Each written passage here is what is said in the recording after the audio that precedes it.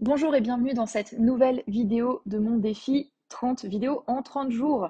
Je m'appelle Claire, je suis l'auteur du blog devenircommissaire-de-justice.fr et je suis diplômée.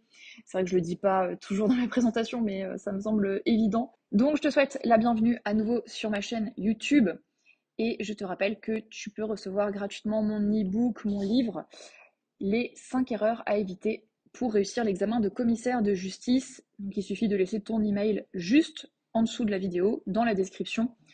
Je te mets le lien et tu le reçois dans ta boîte mail sous quelques minutes. Aujourd'hui, je me suis demandé pourquoi utiliser l'intelligence artificielle. Donc je vais te donner deux exemples et deux démonstrations. Donc je pense que ça peut être pas mal pour certaines révisions et également dans une pratique à l'étude, mais avec pas mal de tempérament quand même. Alors c'est parti, je me connecte d'abord à ChatGPT. Donc si tu souhaites tester de ton côté, et je t'invite à le faire parce que cela fait partie de notre culture humaine et même juridique de connaître l'intelligence artificielle, où est-ce qu'on en est, etc. Sachant qu'aujourd'hui je tourne cette vidéo, on est le 5 mai, mais ça peut tout à fait évoluer d'ici là, d'ici quelques semaines ou d'ici quelques mois quand tu regarderas cette vidéo. Alors c'est parti, donc pour te connecter à ChatGPT, il faut aller sur openai.com, je vais te mettre les liens dans la description, et cliquer sur Products ChatGPT. Donc je lance une première requête et je vais comparer avec une deuxième intelligence artificielle. Première question que je pose. Donc moi j'aime bien commencer par dire bonjour, je reste poli même si je parle à un robot.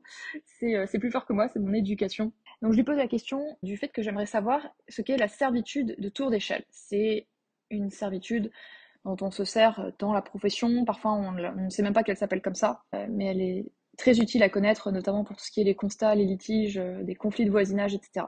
Donc je te montre comment ça fonctionne au début de ChatGPT. Donc là c'est la version gratuite. Tu vois que c'est plutôt lent, alors lent, oui et non, mais disons que ça écrit, ça prend quand même plusieurs secondes ou minutes. Dans la version payante, ça va beaucoup plus vite. Donc je copie et je colle cette question pour la poser dans Lady GPT, qui est la deuxième intelligence artificielle que je voulais te faire connaître aujourd'hui. Au moins, dans Lady GPT, ce que j'ai bien apprécié, c'est qu'il fait un disclaimer au départ. Donc, il dit « Je ne suis pas avocat, mais je connais tant et tant d'articles » et il est à jour des lois jusqu'au 17 avril 2022. Donc, retiens bien cette date, 17 avril 2022, parce qu'on y reviendra tout à l'heure. Donc, je vais lancer la requête et je vais te laisser aussi voir en combien de temps la réponse s'affiche. Et je te rassure, pour les requêtes suivantes, je couperai pour aller directement aux réponses, comme ça tu ne perds pas de temps de ton côté. Et je te rappelle, un hack, quand tu écoutes un audio ou quand tu regardes une vidéo, c'est que tu peux regarder en vitesse x1,5 ou x2 pour optimiser ton temps.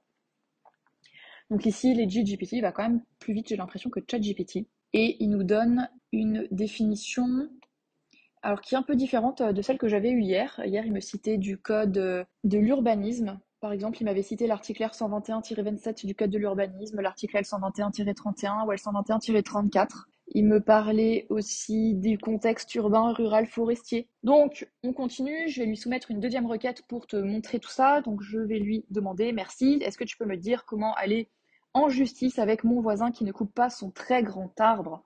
Donc ça, je ne sais pas si c'est la même chose de ton côté, mais à l'étude, j'avais cette question par téléphone, mais franchement presque une fois par semaine. Ou deux, trois fois par mois, ça c'est sûr, voire une fois par semaine. Donc l'intelligence artificielle, ça peut faire peur, ça peut aussi fasciner dans une certaine mesure. Voilà, moi je te montre juste comment ça fonctionne. Je vais te donner à la fin de cette vidéo des astuces pour qu'on ne se fasse pas remplacer par l'intelligence artificielle en tant que juriste. Il y a des solutions, il y a des compétences à maîtriser et tu peux les maîtriser facilement. Mais il faut juste que tu anticipes dès maintenant. En tous les cas, je me suis demandé si une intelligence artificielle pouvait faire une consultation juridique. Donc j'espère que tu te feras ton propre avis après cette vidéo. Et je pose maintenant la question à ChatGPT. Donc là, déjà, ce que j'aime bien, c'est qu'il a une vision amiable. Alors que je lui demande d'aller en justice tout de suite, il me dit quand même, attention, il peut être utile de discuter, voilà. Il a une vision amiable, entre guillemets, malgré le fait que ce soit un robot. Donc il ne cite pas d'article de loi. C'est un petit peu dommage, mais d'un autre côté, voilà, c'est pas une IA spéciale pour les juristes, contrairement à LegiGPT. et il nous fait le même disclaimer sur les lois applicables selon les pays.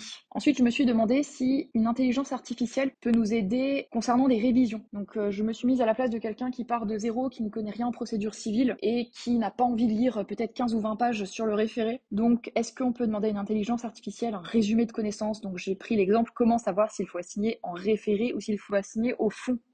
Donc, voici la réponse de ChatGPT. Je trouve qu'elle manque un peu de précision juridique.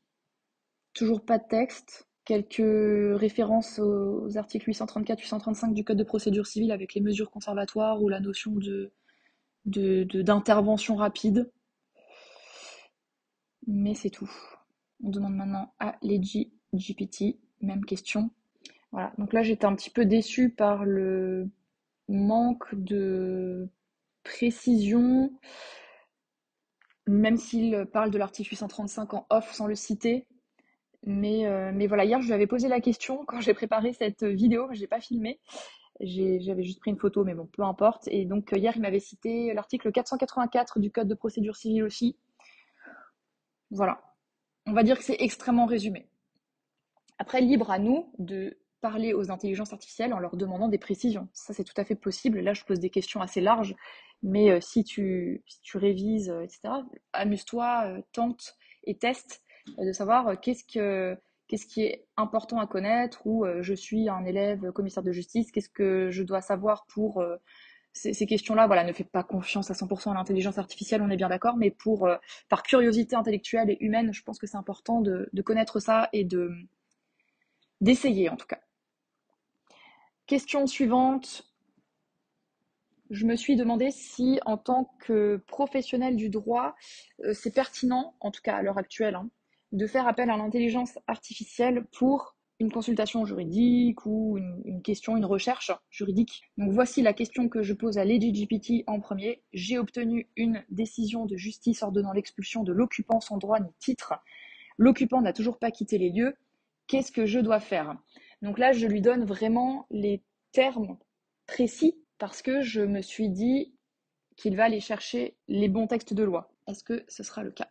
Donc tu vois qu'ici, je lui ai bien précisé que j'ai déjà une décision de justice et pourtant, il me dit d'aller saisir le juge des contentieux de la protection. Donc ce qui n'est pas pertinent ici puisque j'ai déjà une décision de justice ordonnant l'expulsion. Bon, c'est pas grave, ça montre les limites de l'IA et qu'on est encore utile pour l'instant, mais voilà, l'IA va devenir très très performante d'ici quelques semaines ou quelques mois maximum. Donc tout ça, ce sera corrigé, j'imagine. Après, j'apprécie qu'il cite le bon article du CPCE au départ, L411-1 du Code des procédures civiles d'exécution, par rapport au titre. Et puis, j'apprécie aussi que, comme je n'ai pas délimité son champ d'action, on va dire, il me parle du Code général de la propriété des personnes publiques, par exemple. Je pose maintenant la question à ChatGPT. J'aime beaucoup l'esprit de synthèse qu'il a, puisqu'il divise en étapes ses réponses. Et moi-même, quand j'écris en fait un article ou quand je réponds à une question d'un membre d'un programme ou d'une personne que je coach avec qui je travaille, j'aime bien dire étape 1, faire ci, étape 2, faire ça, étape 3, vérifier ci, etc. Donc là, j'ai bien aimé que ChatGPT, donc en plus d'expliquer la procédure de façon très synthétique, on est bien d'accord, il indique également le devoir de conseil et l'obligation d'information du commissaire de justice. Alors tu vois, il dit huissier alors que c'est commissaire de justice. Pareil, la date de ChatGPT, la date à laquelle il est à jour. Bon, ça tu trouves facilement l'info sur internet. Et de toute façon, ça sera plus le cas d'ici quelques temps, donc peu importe. Mais voilà, pour l'instant, l'intelligence humaine reste très, très essentielle dans notre profession. Et puis voilà, pour l'aspect juridique, j'ai bien aimé aussi cet avertissement qui dit de consulter un juriste en complément de sa réponse. C'est une preuve d'une certaine humilité de l'intelligence artificielle. Et ça, c'est parfait. Donc justement, je lui ai posé la question piège. Qu'est-ce qu'un commissaire de justice? Puisque tu sais que cette nouvelle profession et ces nouvelles règles sont entrées en vigueur à partir du 1er juillet 2022.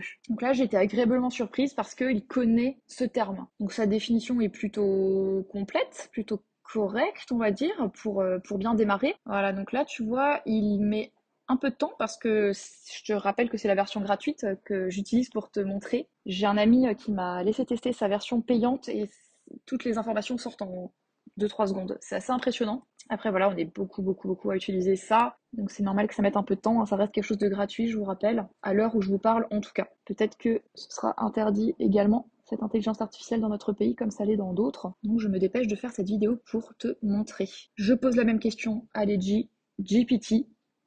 Et là, justement, je l'ai un petit peu piégé. Rappelle-toi la date du début. GPT est à jour des lois au 17 avril 2022. Or, la profession de commissaire de justice, c'est le 1er juillet 2022, je te rappelle.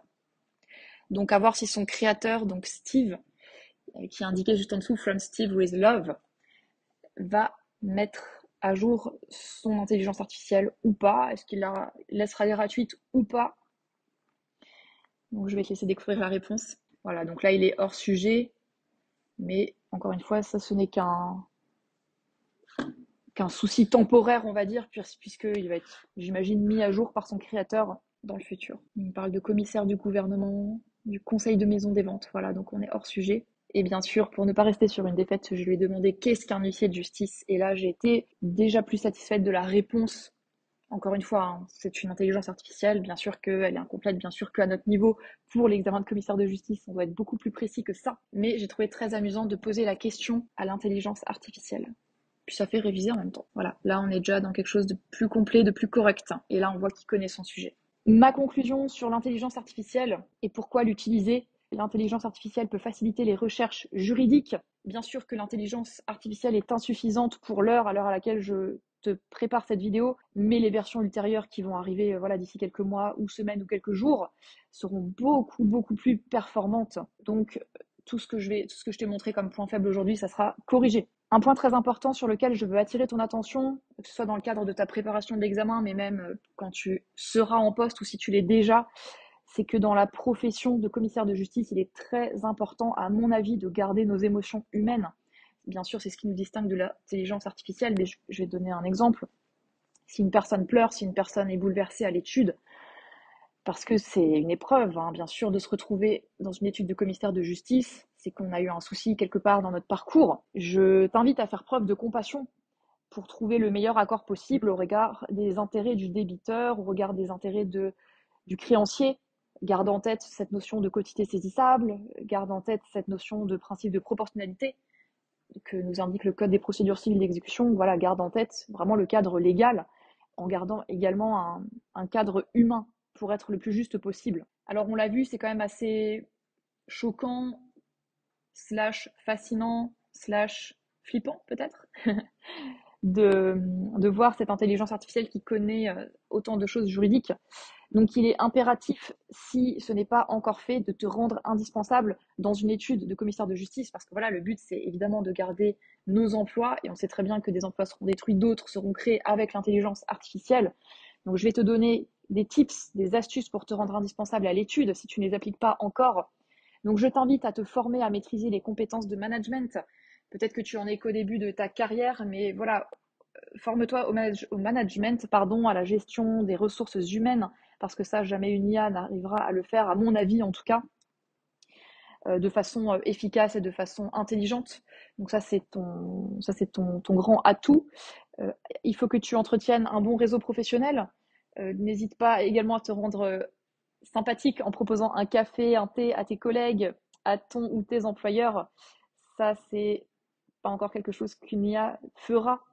Tu peux également aller relever la case au tribunal, donc pour récupérer peut-être des courriers d'avocats ou de greffiers ou de juges ou que sais-je. Tu peux également gérer les courriers postaux, donc tu vois par exemple moi dans une étude où j'ai travaillé, parfois les collègues se relayaient et moi bien sûr pour aller à la poste, pour mettre sous pli, etc. Et dans une autre étude où j'ai travaillé, c'était la poste en fait qui venait récupérer les plis. Voilà, donc en plus de la compétence juridique, en plus de la compétence informatique, pour être sûr de garder ton emploi et ton utilité, voilà les tips que je voulais partager avec toi aujourd'hui. J'espère que cette vidéo t'a plu.